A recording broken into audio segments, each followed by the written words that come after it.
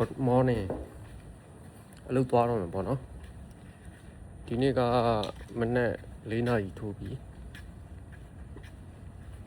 4 နာရီထိုးအလုပ်သွားချိန်ပေါ့နော်ဒီနေ့က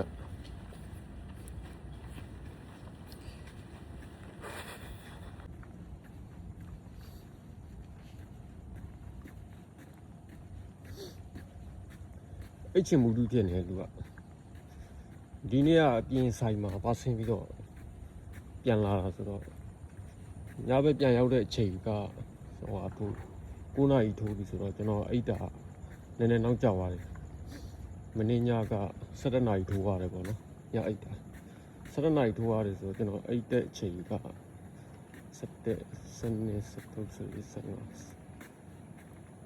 ်လောက်မှမရှိဘူးအဲ့ချိန်က6 နာရီလောက်ပဲရှိတယ်စိတ်ထဲမှာတော့အားခဲရတယ်ပေါ့နော်ဒီလိုမျိုးဒီမှာမနေ့အစောကြီးနေလိုက်ထနေရတာမြန်မာပြည်ပြန်ရောက်လို့ရှိရင်အတိုးချပြီးအိမ်မယ်ပေါ့နော်အဲ့လိုမျိုးစိတ်ထဲမှာအဲ့လိုမျိုးဖြစ်မိတယ်ပေါ့တစ်ခါတလေကြားလို့ရှိရင်ဒီမှာကျွန်တော်တို့မြန်မာပြည်မှာဆိုရင်ကျွန်တော်တို့ရွာတော့မှာပေါ့နော်ရွာမှာနေတဲ့ချိန်တော့ဆိုရင်မနေ့အစောကြီးrubber channel သွားရတယ်လေ rubber channel သွားတာတော့မှကျွန်တော်ဆိုရင်အမေနိုးမှထားတယ်ပေါ့နော်အဲ့ဒါတော့မှမနေ့9 နာရီလောက်မှထားတာအခုဒီကိုရောက်မှပို့ပြီးတော့ဆိုးနေသေးတယ်ပေါ့နော်မနေ့စောကျွန်တော်အရင်တော့စားတော့ဆိုင်တွေပါလေလုပ်ခဲ့တဲ့အချိန်တွေလေအများကြီးရှိတယ်ပေါ့နော်အဲ့ဒါအခုလိုမျိုးမနေ့အစောတစ်ခါမှမသွားရဘူးပေါ့နော်မနေ့10ည10အဲ့လိုအချိန်တွေပဲကျွန်တော်လောက်ရတာများတယ်ဒီစားတော့ဆိုင်တွေမှာပေါ့နော်အခုဒီဆိုင်ပဲကျွန်တော်အစောကြီးထားရတာပေါ့နော်ဒီဆိုင်ရ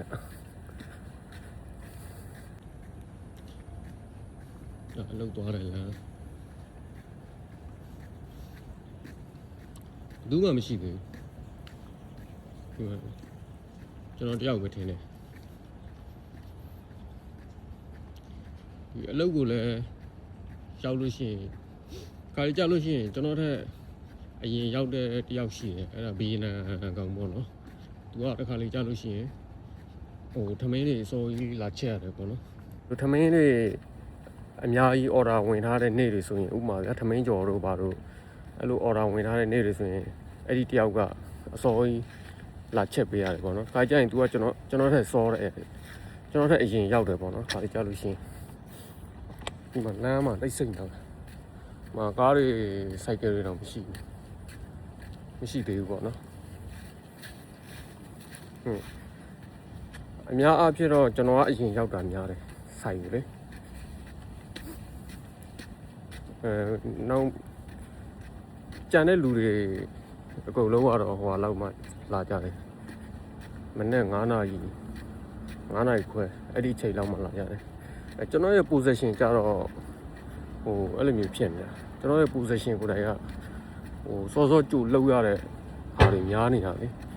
ကျွန်တော်ကဘာတွေလောက်ရလဲဆိုတော့အရင်ကတော့ကျွန်တော်က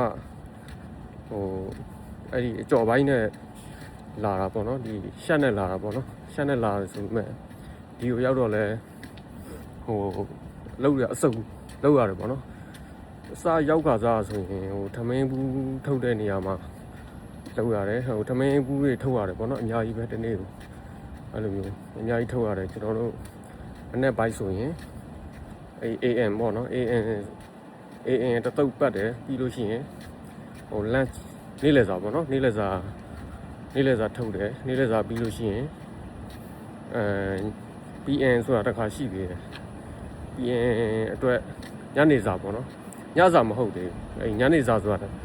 ညနေစာလည်းတစ်ခါအဲ့လိုမျိုးထမင်းဘူးထုတ်ပေးရတယ်ပြီးတော့မှဒင်နာအတွက်ပါလောက်ရတယ်ပေါ့နော်အစုပ်လောက်ရတယ်အရင်ကဆိုရင်ကျွန်တော်က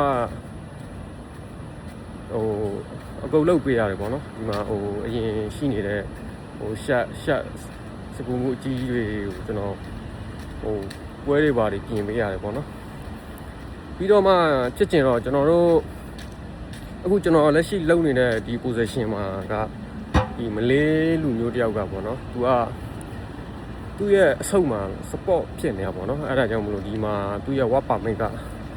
တက်တန်းထပ်တိုးလို့မရတော့ဘူးဆိုတော့သူကပြန်သွားရတယ်အဲ့ကြောင့်သူ့နေရာကိုကျွန်တော်ကတစ်ပတ်အတွင်းရအောင်တင်ပြီးတော့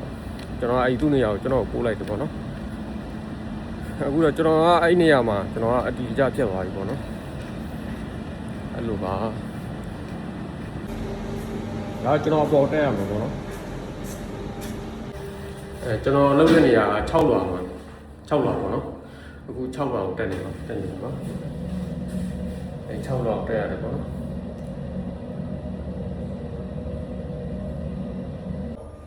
6လွာရောက်ပြီ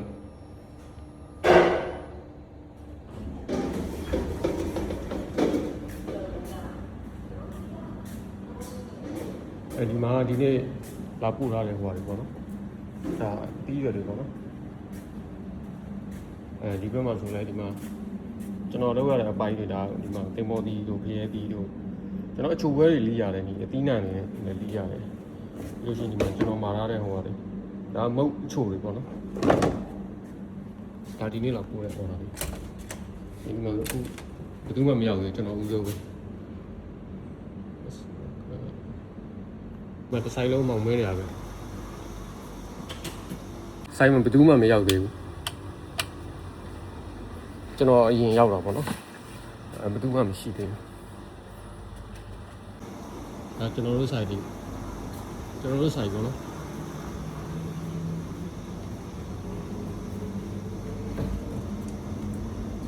မကစ်ဖွင့်ရတယ်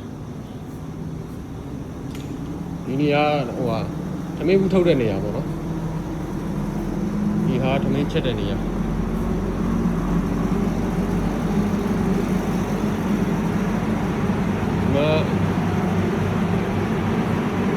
တော်တော်တဲ့နေရာပေါ့နော်ဟိုလုံးလုံးတော့ကြည့်အောင်ရဲတာကြီး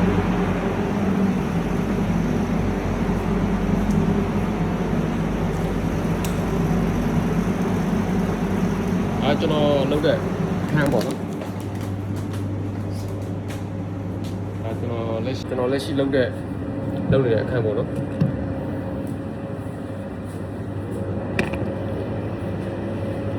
အလုပ်လည်းရောက်ပြီဆိုတော့တော့မှတက်တွေ့ရအောင်